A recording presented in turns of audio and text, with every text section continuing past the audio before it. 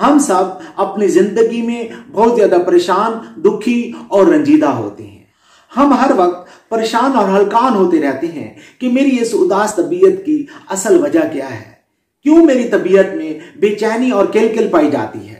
तबीयत में उदासी और किलकिल की एक बहुत ही अहम वजह हमारी जिंदगी में शुक्र और शुक्रिया का ना होना है। हम शुक्र और शुक्रिया की नेमत से खाली होते जा रहे हैं। यही वजह है कि हमारी जिंदगी खोखलापन का शिकार होती जा रही है। हम अंदर से खाली होते, हम जिंदगी में अकेले, तन्हा और परेशान होते जा रहे हैं।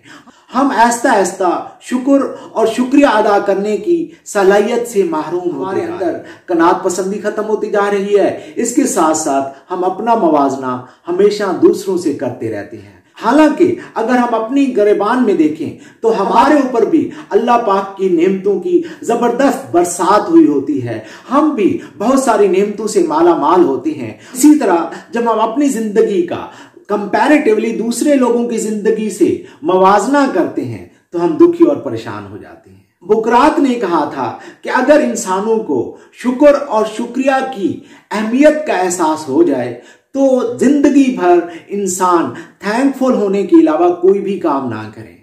इसी तरह महात्मा बुद्ध की सारी जिंदगी शुक्र की तबलीग करने में लग गई। जवानी ही में महात्मा बुद्ध के जहन में एक सवाल पैदा हुआ कि इंसान दुखी क्यों होता है, और इस सवाल के जवाब को ढूंढने में मेहनत, रियाजत और कुदरत की अता की बदौलत उसको इस सवाल का जवाब मिल गया कि इंसान दुखी और रंजीदा खातिर अपनी ख्वाहिशात की बदौलत होता है। अगर इंसान अपनी ख्वाहिशों को कम करता चला जाए उतना ही वो खुश होता जाता है।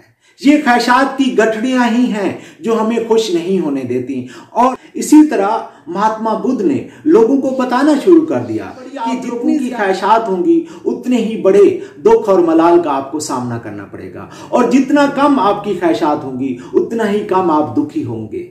और उसने लोगों को ये तबलीग करना शुरू कर दी कि लोगों ख्वाहिशात को तर्क करना शुरू कर दो, तुम खुश होना शुरू हो जाओगे। क्योंकि ये ख्वाहिशात की गठरियां ही होती हैं जो हमें दुख के पाताल में उतारती चली जाती हैं, जो हमें दुखी और रंजीदा करती चली जाती हैं। ख्वाहिशात उन पिस्सू की मानद हैं जो एक डॉग को आराम से नहीं सोने देती।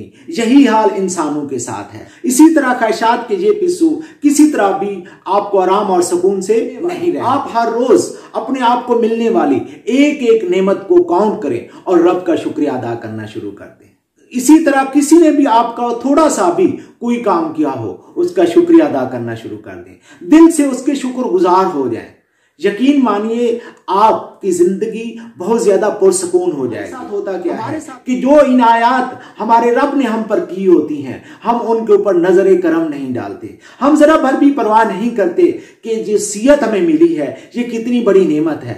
हम बिल्कुल भी परवाह नहीं करते कि हमारे इर्द गिर्द जो हमें खूबसूरत रिश्ते और ताल्लुकात मिले हैं वो कितने बेहतरीन हैं और हमारी जिंदगी में कितना सुकून पैदा कर रहे हैं। हम जरा भर भी परवाह नहीं। किस तरह रब ताला ने हमारे लिए बेहतरीन रोजी का इंतजाम किया है, हमारे लिए एक बेहतरीन सिस्टम पैदा कर दिया है, और इस बेहतरीन सिस्टम में हम बहुत ही बेहतरीन और जबरदस्त मजेदार जिंदगी गुजार रहे हैं। हम बतौर इफेक्टिव इंसान के अपनी जिंदगी में एक अहम किरदार अदा कर इंसान हमारा कोई काम करता है तो हमें उसका शुक्र अदा करना चाहिए। लेकिन हम ये समझना शुरू कर देते हैं कि ये तो हमारा बुनियादी राइट था।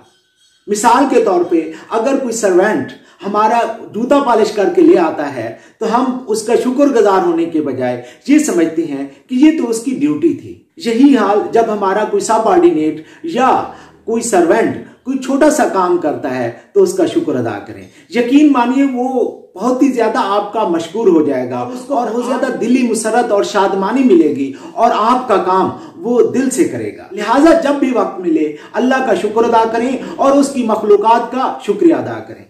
अल्लाह का शुक्र अदा करने से आप पर नेमतों और खुशियों की बरसात हो जाएगी। इसी तरह जब आप अपने संगी और साथियों का शुक्रिया अदा करना शुरू करेंगे तो आप उन खुशियों और नेमतों को एक नए जायके से महसूस करना शुरू कर देंगे। आप महसूस करना शुरू करेंगे कि आपकी जिंदगी किस तरह खुशियों से भरपूर है। आप महसूस करना शुरू करेंगे कि किस तरह आप के ऊपर अल्लाह ताला की कितनी इनायत और करम है। इस हवाले से हदीस मुबारका भी है कि जो शख्स इंसानों का एहसानमंद नहीं होता वो अल्लाह का भी एहसान तस्लीम नहीं करता। अगर हम चाहते हैं कि हमारी जिंदगी में अमन और सुकून आ जाए तो हमें अपने रब का शुक्र अदा करना होगा, और इसके साथ साथ अगर हम चाहते हैं कि उन नेमतों और खुशियों को महसूस करना शुरू करें, उनका ज़ायका हमें महसूस हो, हम सही मानों में जिंदगी जीना शुरू कर दें, तो अपने साथ अपने संगी साथियों और दोस्तों का शुक्रिया अदा करना शुरू कर दें।